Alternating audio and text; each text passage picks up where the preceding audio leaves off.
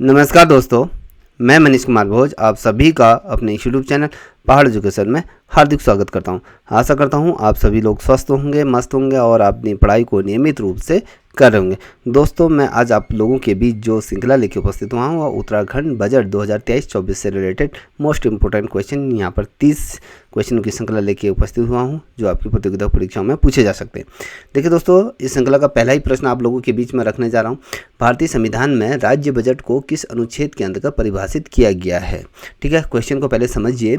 ये कह रहा है कि भारतीय संविधान में जो बजट की जो प्रस्तावना रखा गया है या उसको जो परिभाषित किया गया है कि भैया आपके राज्य सरकार के लिए अलग बजट का प्रावधान होगा, केंद्र सरकार के अलग होगा, केंद्र शासित प्रदेशों के लिए अलग होगा। ठीक है, ये जो तमाम चीज़ों को रखा गया है कि आपको केंद्र सरकार कितना बजट अलॉट करेगा और विशेष राज्य का दर्जा प्राप्त करने वाले राज्यों को कितना दिया जाएगा और केंद्र शासित प्रदेशों वालों को कितना बजट दिया जाएगा। तो ये भारतीय संविधान के आर्टिकल की अगर बात करूं, अनुच्छेदों में जैसे पहला दिया है, अनुच्छेद 10 दिया है, अनुच्छेद 12 दिया है, अनुच्छेद 202 दिया है, अनुच्छेद 267 दिया है। तो आपको ये पता होना चाहिए 202 के अंतर्गत ये प्रावधान संविधान में किया गया है। जो उसका अनुच्छेद है 202 में ये विशेष रूप से ये जिक्र किया गया है कि राज्यों के लिए अलग से जो बजट का प्रावधान इसके अंतर्गत होगा। अब वहीं बात करते हैं दूसरे प्रश्न की तरफ। आप देख पा रहे होंगे, किसी विशेष वित्तीय वर्ष में अनुमानित कुल व्यय से अनुमानित कुल प्राप्तियां अधिक हों तो उसे डेडस कहते हैं। ठीक है, ये समझ लीजिए। ये कह रहा है कभी भी किसी विशेष वित्तीय वर्ष, अगर कोई ऐसा विशेष वित्तीय वर्ष आता है जहाँ पर पैसों का लेन देन अधिक होता है या बजट उस समय ज़्यादा रिलीज किया जाता है, तो किसी विशेष वित्तीय वर्ष में एक अनुमानित कुल व्यय में से अनुमानित कुल प्राप्तियां अधिक हों तो उसे कहते हैं। मान लीजिए इस वर्ष अगर बजट रिलीज हुआ है, मान लीजिए 200 करोड़ रुपया अगर बजट में रिलीज हुआ है, तो 200 रुपये से भी अधिक का अगर खर्चा हो जाता है तो उसमें कुल ऐसी अधिक अनुमोदन या उससे व्यय हो जाता है तो उसे कहा जाता है, क्या कहा जाता है? देखिए, अधिविशेष बजट या संतुलित बजट, घाटे का बजट, या इनमें से कोई नहीं। तो अधिशेष बजट इसे कहा जाता है। ठीक है, जिसमें क्या अधिक व्यय हो चुका है और व्यय की और अधिक मांग इसमें की जा रही है। ठीक, अब बात करते हैं तीसरे नंबर का प्रश्न। आप देख पा रहे होंगे, ये कह रहा है कि चालू वित्तीय वर्ष 2022 में उत्तराखंड अर्थव्यवस्था में आर्थिक विकास दर कितने प्रतिशत रही? ये आपको बताना है कितने प्रतिशत रहने की यहाँ पर अनुमान लगाया था 2022 में। 6.1% या 6.9%, 7.2% और 7.09%। तो आपको बता दूं ये जो दिया हुआ है यहाँ पर आप देख पा रहे हो 7.09% ये प्रतिशत जो रहने वाला है, आर्थिक विकास दर की प्रतिशत रहने का अनुमान यहाँ पर था। ठीक है, अब यहाँ पर देख लीजिए, निम्न में से राजस्व में सम्मिलित किया गया है। राजस्व के अंतर्गत किस चीज़ को सम्मिलित किया गया है? पेंशन प्रकरण को रखा गया है या रक्षा व्यय को रखा गया है, वेतन रखा गया, उपरोक्त सभी। तो इसके अंतर्गत आप देखोगे उपरोक्त सभी चीज़ों को इसके अंतर्गत रखा गया है। राजस्व व्यय में आपको पेंशन भी देनी है और रक्षा व्यय में जो तमाम चीज़ें फोर्सेस से रिलेटेड आपको कर्मचारी हैं उनको वेतन है, तमाम चीज़ें इसके अंतर्गत रखी गई। अब वहीं पर आप देख पा रहे होंगे 5वें नंबर का प्रश्न ये कह रहा है, उत्तराखंड बजट 2023-24 निम्न में से किस वित्त मंत्री ने पेश किया? अभी जो 2023-24 का जो बजट पेश किया गया था सदन में, वो कौन से मंत्री द्वारा से प्रस्तुत किया गया था? श्रीमती सीतारमण, निर्मला सीतारमण, श्रीमती वीसी खंडूरी या श्रीमती प्रेमचंद अग्रवाल या श्री पुष्कर सिंह धामी? तो आपको पता होना चाहिए। तो ये किसने किया है? देखिए, उत्तराखंड के जो वित्त मंत्री हैं वो आपके प्रेमचंद अग्रवाल हैं, इनके द्वारा से बजट को रिलीज़ किया गया था।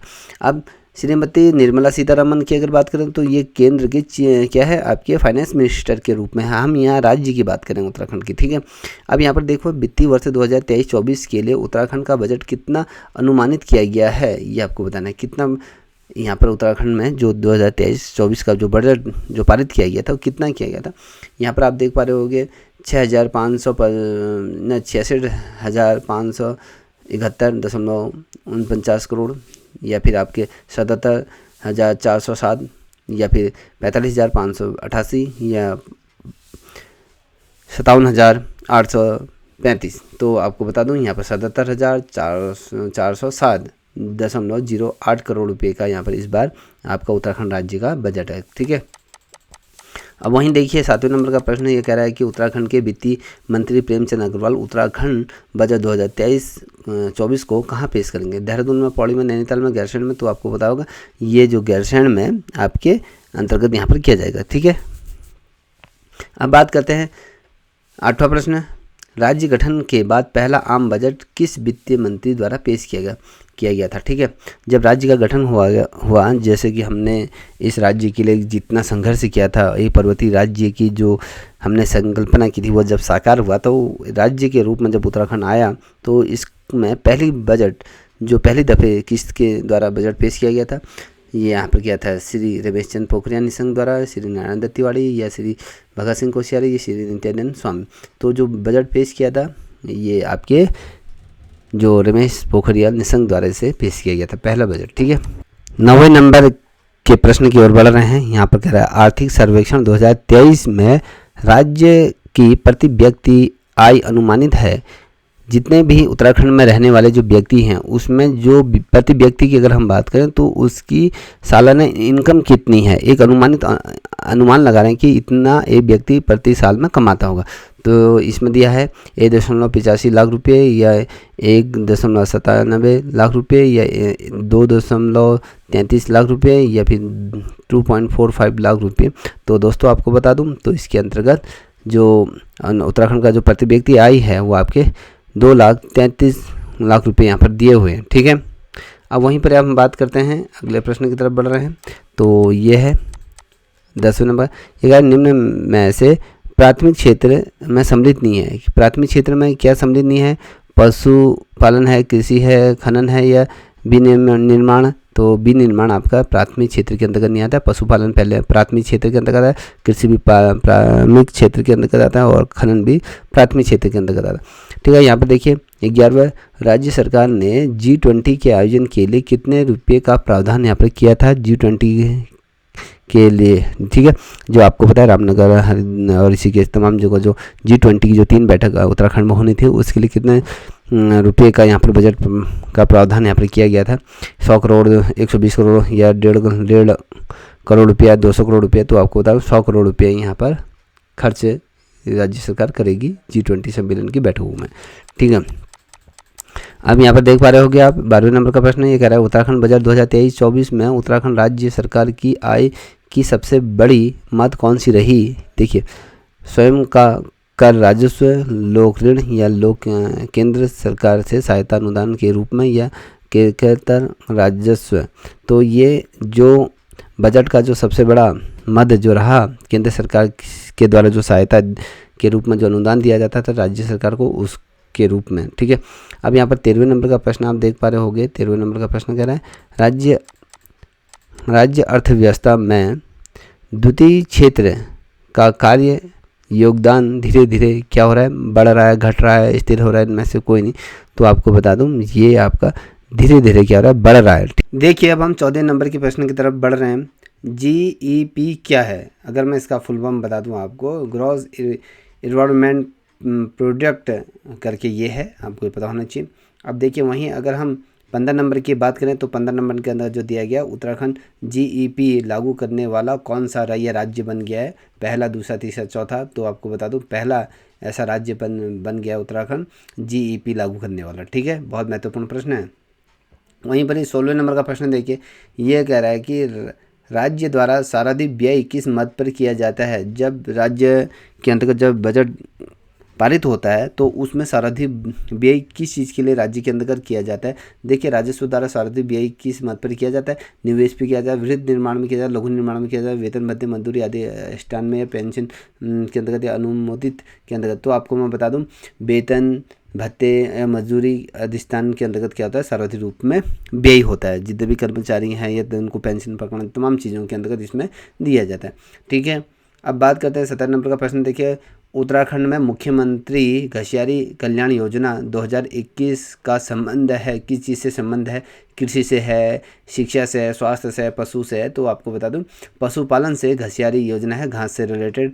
ठीक है, अब देखिए 18 नंबर का प्रश्न, उत्तराखंड में मुख्यमंत्री आंचल अमृत योजना की शुरुआत किस वर्ष से ये की गई थी? कब से शुरुआत हुई थी? 7 मार्च 2019, 15 अगस्त 2019 या 2 जून 2017 या 7 जुलाई 2016? तो ये आपको बताना है। तो इसकी जो शुरुआत हुई थी आपकी, ये 7 मार्च 2019 से इसकी शुरुआत हुई थी। किसकी? आंचल अमृत योजना की शुरुआत उत्तराखंड में 7 मार्च 2019 से इसकी शुरुआत हुई थी। अब वहीं का हम बात करें 19वें नंबर का प्रश्न, ये कह रहा है वित्तीय वर्ष 2023-24 में निम्न में से कौन सा कथन गलत है? देखिए इनमें से कौन सा कथन गलत है आपको बताना है। देखिए उत्तराखंड बजट 2023-24 के अनुसार राजस्व घाटा जीएसडीपी का जो 4.3% अनुमान लगाया गया है। यह बजट 2023-24 के अनुसार राजकोषीय घाटा जीएसडीपी का जो 2.7 अनुमान लगाया गया है। यह आर्थिक सर्वेक्षण 2022-23 में सकल घरेलू उत्पादन जो होता है उत्पाद में 3.02 लाख करोड़ यह है। तो यह उपरोक्त सभी सही हैं। तो दोस्तों इसमें जो गलत है ये आपके जो बजट है ऑप्शन ए उत्तराखंड बजट 2023-24 के अनुसार राजस्व घाटा जीएसडीपी का 4.3% अनुमान है, ये गलत है। ठीक है, अब आपको बता दूं यहीं पर ही ये देखिए आप 20वें नंबर का प्रश्न, उत्तराखंड बजट 2023 में किस प्रकार का बजट ये है?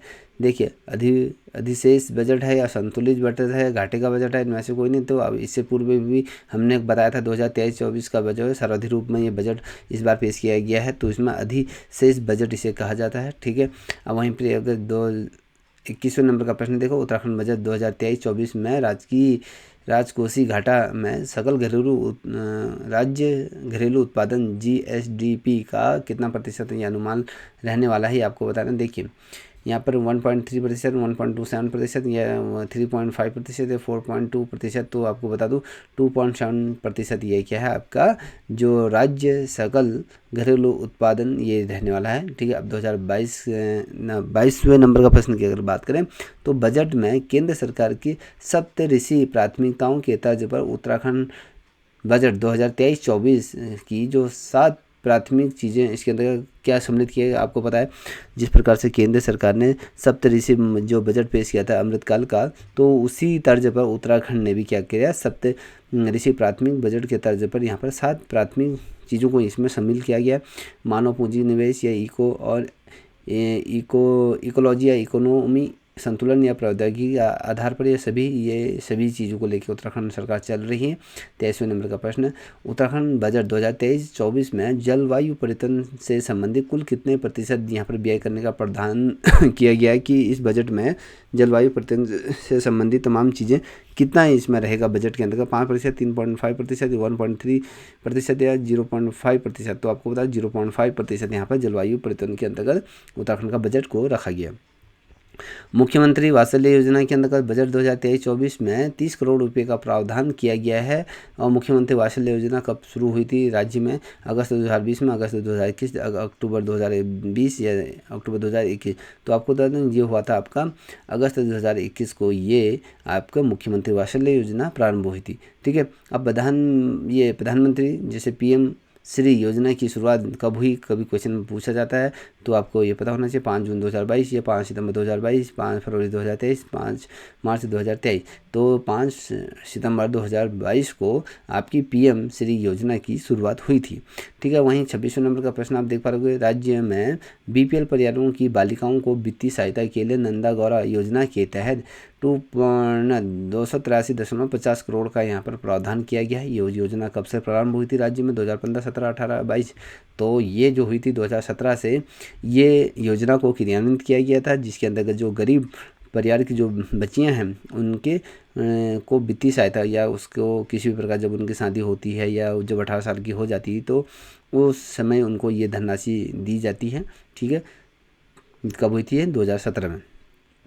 अब यहाँ पर 27वें प्रश्न को देखिए, राज्य के पारंपरिक अनाज को बढ़ावा देने के लिए राज्य मिलेट्स मिशन कब शुरू किया गया था? 2 अक्टूबर 2022, 1 दिसंबर 2022 या 15 फरवरी जनवरी 2023 या 16 फरवरी 2023? तो आपको बता दूं इसका जो हुआ था आपके 16 दिसंबर 2023 से इस चीज़ को प्रारंभ किया था। मोटे अनाज से संबंधित ये है मिल्टे मिशन इसे कहा जाता है, जिसके अंदर आपके तमाम दालें मोटी दालें आ जाती हैं और उत्तराखंड को मोटे अनाजों की राजधानी भी कहा जाता है। ठीक है, यहाँ पर 28वें नंबर का प्रश्न देखिए, बागवानी फसल को बढ़ावा देने के लिए अगले 3 वर्षों में कितनी एलोमा वैली विकसित की जाएगी उत्तराखंड में? 4, 5, 6, 8। तो इसमें जो विकसित की जाएगी अगले 3 वर्षों में 6 वैली यहाँ पर एरोमा वैली स्थापित की जाएगी। अब देखिए, वित्तीय वर्ष 2023-24 के लिए उत्तराखंड राज्य का जो राजकोषीय घाटा था कितना था, यहाँ पर दिया हुआ है। सीधे हम घाटे की बात करते हैं। यहाँ पर 9,046.91 करोड़ रुपये यहाँ पर क्या था, आपके घाटे में चल रहा था। ठीक है, अब यहाँ पर देख लीजिए, इस श्रृंखला का अंतिम प्रश्न है। आर्थिक सर्वेक्षण 2022-23 के अनुसार उत्तराखंड राज्य का सकल घरेलू उत्पाद अनुमान है कितना था, जो घरेलू उत्पादन यहाँ पर रहेगा तो 3.02 लाख करोड़ का यहाँ पर क्या रहेगा, आपका सकल घरेलू उत्पादन का अनुमान लगाने का है। ठीक है, यदि आप लोगों को ये श्रृंखला पसंद आई हो आपकी परीक्षा के दृष्टिकोण से, तो प्लीज़ इस चैनल को लाइक शेयर सब्सक्राइब अवश्य करें। तब तक के लिए इतना ही। जय हिंद, जय भारत, जय उत्तराखंड।